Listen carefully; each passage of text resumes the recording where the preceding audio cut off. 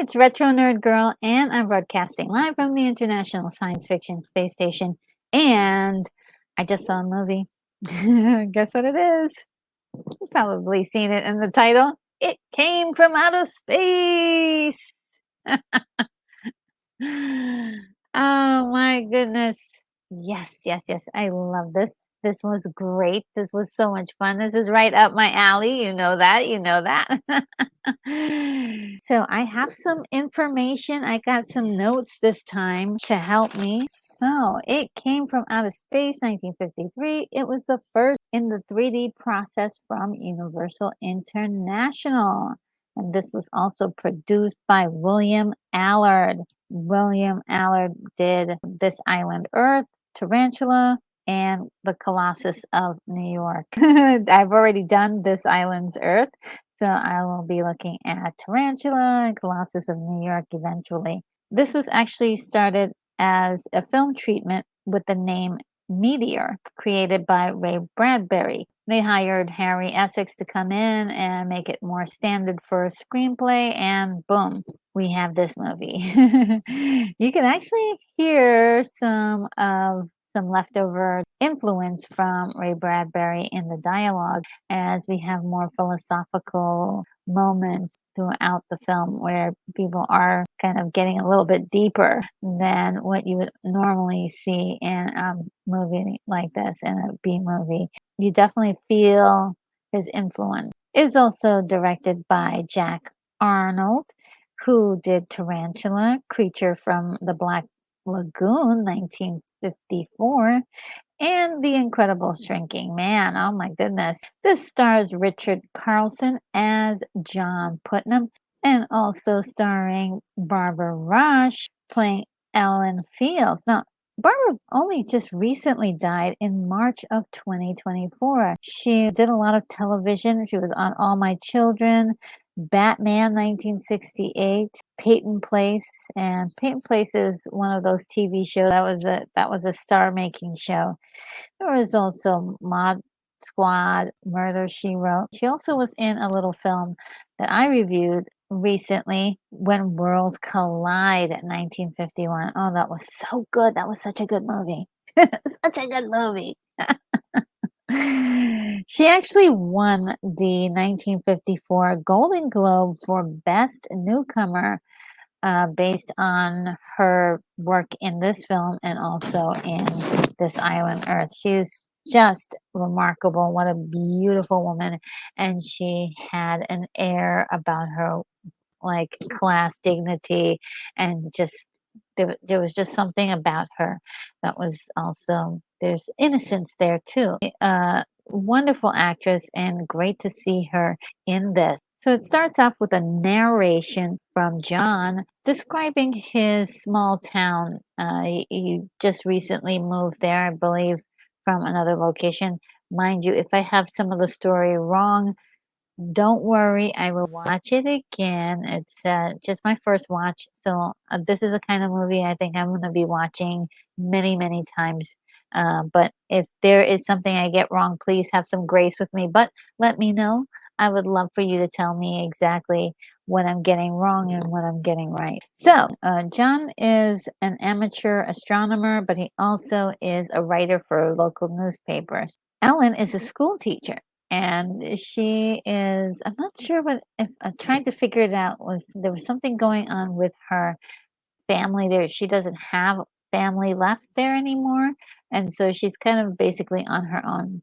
Now, she does have a young man that is kind of took it upon himself to be her protectorate, and that is the sheriff of the town that they are in, which is Sandrock, Arizona. They're actually having a nice night of dinner and a lot of flirty talk, and they're having just a wonderful little evening date together.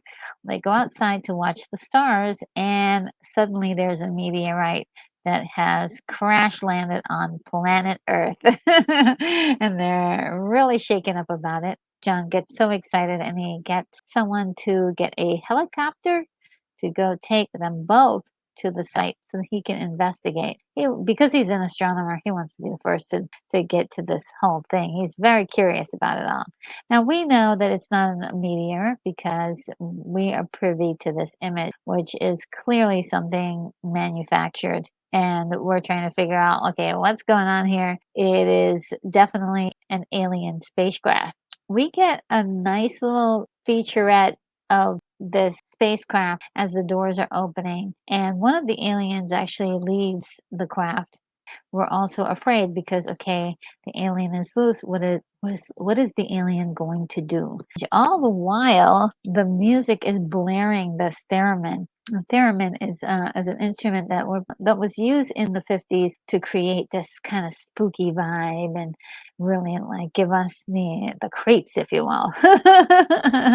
And it's just a wonderful sound that was made there. And well, John investigates the crash site and he sees this glitter that's left on the ground. It looks like a trail or something, but he is actually more distracted by something else. Perhaps this is a huge spaceship and he's trying to figure out what's happening. And inside, oh, look at that. That is just a gorgeous, gorgeous image there. There's so many incredible, iconic moments visually in this movie, and this is one of them. Well, he's looking inside and he thinks he sees something moving around in there. And what do you know? We are in the vantage point of the aliens and we are looking at him. So there are aliens on the ship and they are looking at him. Somehow they're able to do something very interesting, which is create an avalanche. And that avalanche buries the ship. It's like he almost gets trapped in that avalanche, but he manages to escape. When he gets to other people and tries to tell them what happened, they don't believe him. They don't believe him at all. So it's one of those cases where they're trying to tell everyone, hey, you gotta believe me, and no one believes them. It's a classic trope, but it's also very effective and most likely how things would probably go down anyway if you told people you saw an alien ship. There may be maybe 4% of the people actually like believe you. So, they are taking down all this information about what he is saying. And basically, the next day, they've got all this stuff in the newspaper about what he said. So, more and more people are starting to look at him as if he's a complete lunatic. And that's not good. So, in comes the sheriff. The sheriff is not happy. He's like, look, what are you doing to my friend Ellen? I'm supposed to look after her. She's a school teacher. She hasn't been to work at school. He's upset at the influence that John has over Ellen. He's got a lot of points. He's got a lot of points, but at the same time, you get the feeling that he's secretly in love with Ellen. I'm just saying. This is a secret thing that I'm thinking that, but never does the movie go in that direction. It always remains that this is just someone who is extremely protective of Ellen. And it might have worked better if he was her father or her big brother. That would have worked. That would be my only critique, story wise.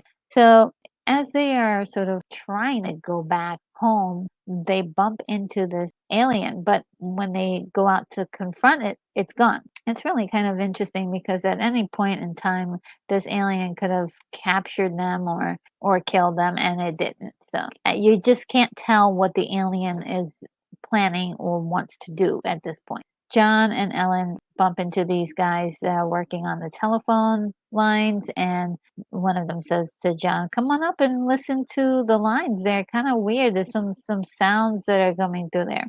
And so John does, and it's like, oh my goodness, what's happening? Is this a full-on invasion? I mean, he's like really trying to put the pieces together on this. And the electricians go off into their own way, on their own way, and John and Ellen go off on their own. So let's talk about the electrician. This is Joe Sawyer, is a B actor that is playing Frank, and then there is Russell Johnson who is playing George. And Russell Johnson, better known as Russell David Johnson, was in This Island Earth, Attack of the Crab Monsters, Space Children, and we probably know him mostly from Gilligan's Island as Professor Roy Hinckley. When I saw him, I was totally geeking out because I remember just watching so many episodes of Gilligan's Island, and there's the professor. There's the professor. So yes, I was geeking out. Sorry about that, guys, but I did. But it's just there's just a few things that can just bring you back to being a kid again, and this is one of them. So the alien, though, does decide to do something with these men and capture them, or it's very unclear what the alien does with them. The next time we see these characters, they're acting strange. John and Ellen make their way to find the electricians, and they see George, but he does not act like George, and there's something wrong. They just can't place it. Look at their faces.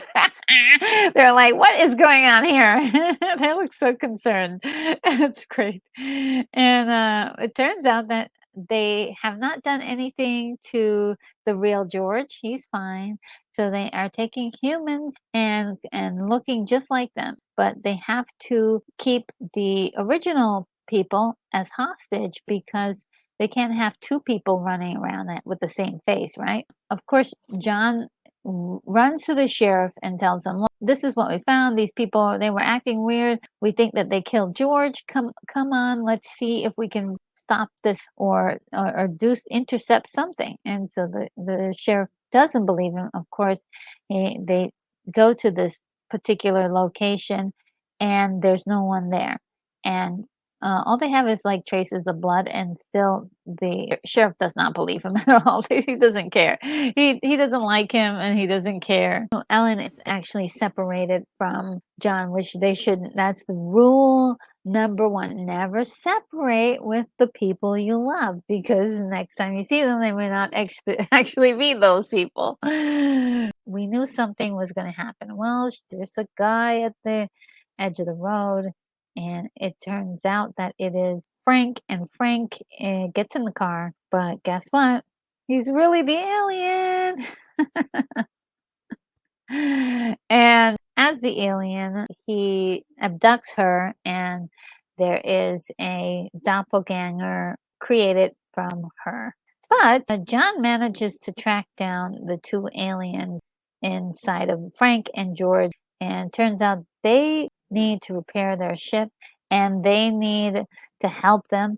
He tries to tell the sheriff about it, and the sheriff, he finally starts believing that there's aliens around, but the first thing he wants to do is get a mob of people to destroy the aliens. So you can't win. You can't win. This is actually pretty interesting scene of Ellen that's not Ellen.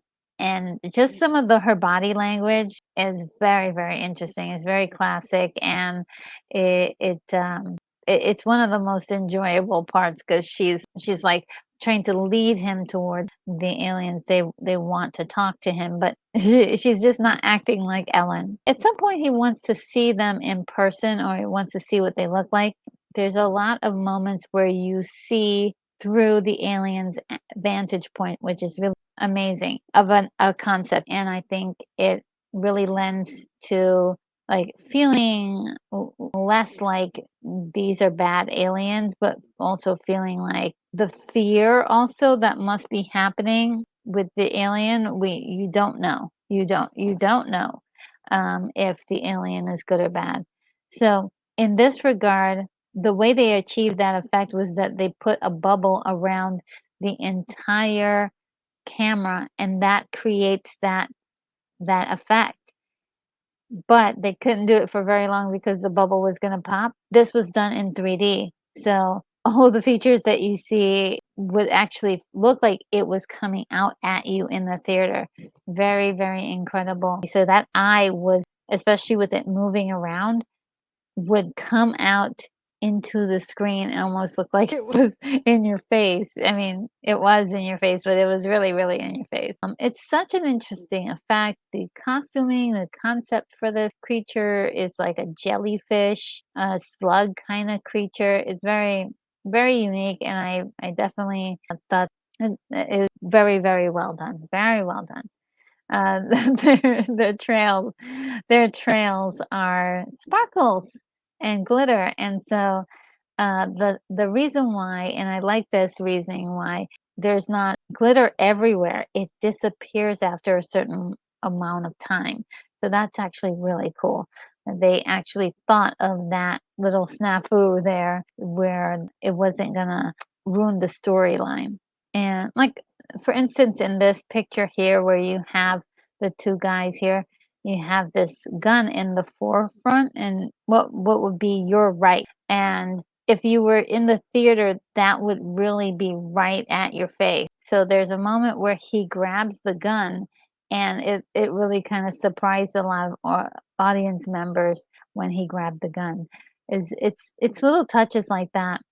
Now, as you notice, there's black and white and color, and that's because it depends if you see this movie, you'll be able to see one. You probably see one in black and white, and you may have the option of seeing one in color as well.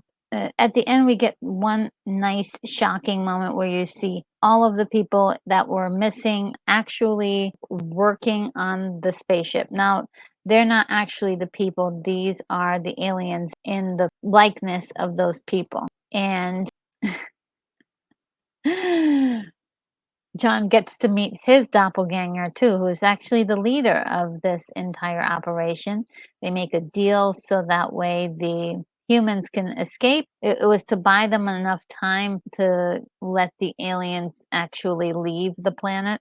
And so they let the humans go. And it's really, this was a great scene. I love this one. They were, and basically it's a split screen where you keep everything in the entire shot very still. Make sure that there's a line down the middle where no one can go past. And so you can put both of the film pieces on top of each other and it'll look like everybody's in the same room.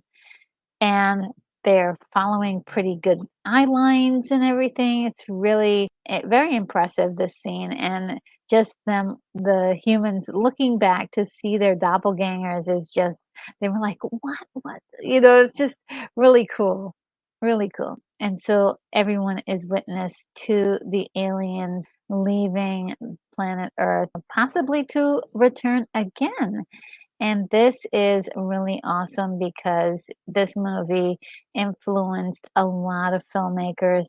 In particular, it influenced Steven Spielberg, who went on to do Close Encounter of the Third Kind and also E.T., both movies where their aliens are peaceful and did not want to kill all humans, and you know they were all peaceful. A lot of movies in the 50s were about like the fear of the atomic age, possible atomic bombs. There were a lot of movies about hostile aliens, and this was one that offered the idea that maybe the aliens wouldn't be hostile and that they would be friendly, but it just isn't the right time for aliens to show up on planet Earth because we wouldn't be ready for them or be ready to actually not go into a relationship with fear. And so that is very pivotal about this movie. It teaches us a little bit something about humanity in a strange way without making us feel terrible, but human nature is human nature. And this is a promotional picture of the movie. It is slightly selling us something that actually did not happen in the film. That's like most films anyway. I think at least everybody in these photos were actually in the movie, but things didn't exactly go down the same way. This is a photo of what was going on behind the scenes. Very, very cool. And here's some more posters, again showing this terror from outer space, and kind of like one has laser eyes and zapping the girl. The other one has goo coming from its eyeballs. Very, very cool. Oh man, they just had a lot of fun with these posters for this movie. This blonde lady who seems to be prominent in a lot of the posters, but she's in the movie for like, I don't know, 3 minutes. Very interesting. And I love that you can have so many different posters and it sets like a different mood. Yeah, just fantastic. I love that. Then we have It Came from Outer Space 2, and this was released in 1996. I did not see this. It looks very interesting, but I did not see this. There's also a play that happened at some point, which is very cool. I did a stage play. And my ultimate thoughts about It Came from Outer Space is I absolutely love this movie. This is this is the kind of movie I love, where they are using low tech but high concept ideas. This is not necessarily a low budget film, but it is from a cluster of films that definitely had a lower budget than we're probably used to. And also, I absolutely adore this. This is really, I'm so glad I'm watching all of these really fantastic movies that I can't say that I've heard a lot of people talk about this movie. And that's also disappointing because it is actually really good. Yes, the special effects are outdated. Yes, some of the things are a little strange to us today because we're talking about, 1950s language. We're talking about 1950s fashion and storytelling. Things have changed over the years. We have definitely made progress. Also, that doesn't mean that we can't enjoy and appreciate where we came from, how far we have come as human beings. But this is so good. I mean, I really enjoyed this. Just the idea of the influence that this film made on future filmmakers is absolutely incredible. So I'm a fan. I'm a big fan. And that is it. All right, guys. Well, thank you so much for being here and listening to me go on and on about this movie. Let me know if you have seen this one. Please do let me know what your experience was with this film.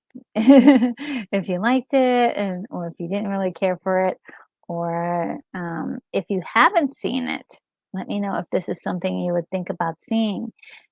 I really hope that we can get the future generations to look at some of these movies. They're shorter. They're shorter than the movies today, so maybe that might have a positive effect. But I don't know, anything to entice people to watch these movies. I definitely don't want to see these movies disappear, and it's sad because I have not heard a lot of people talk about this movie. So let's keep the conversation going. Let's keep the conversation going. Well, guys, YouTube is going to suggest you a video that is similar to this. I urge you, please do check out that video, or just go to the main page of my channel and see if there's anything there that will be interesting to you. When you watch these videos, it really helps out the channel, and I could do more videos like this. I hope you're having a great day, and I'll see you in the next one.